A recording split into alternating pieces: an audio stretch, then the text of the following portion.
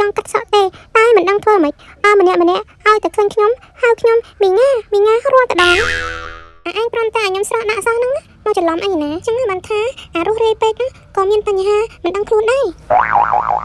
ឥឡូវមិននិយាយច្រើនទេដាក់ឲ្យខ្លីដោយអាយដលរបស់ខ្ញុំមួយនេះមកកំភៃដោយ100%នៅឲ្យទៅស្ងៀមទៅជួយសេរីកាត់ខ្ញុំឲ្យស្អាតមួយទៅចាំខ្ញុំជួយដាក់ review ឲ្យនឹងហើយជួយដាក់ review ឲ្យល្អផងថ្ងៃមុន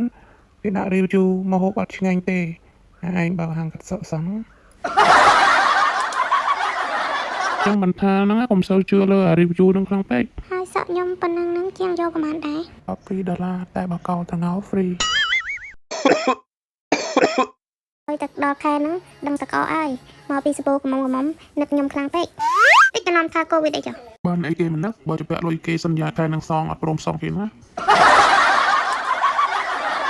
អាណិតមិនចាំបំណុលដែរប៉ុន្តែ daddy ឯងដឹងអត់អ្នកខ្ចីគេអត់សងកំពុងតែអនត្រិនបើខ្ញុំសងគេមិនខុសគេខុសឯងហើយធ្វើមិនខ្ញុំស្ទៀវ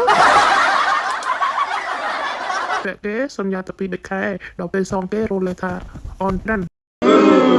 អ្នកជពាក់លុយរវល់អនត្រិនចឹងតើបានបញ្ជាក់បំណុលចងក៏គ្រប់គ្នាចាប់ដៃខ្ញុំជាប់ពេកមើលខ្ញុំពងលមកកលមខ្នងលមគ្រប់កន្លែងទាំងអស់នេះដល់ស្អកក៏ក្តៅមកដោបឯងដូចនំសមហើយកាត់សក់យូរម្លេះស្មានតែមិនហើយ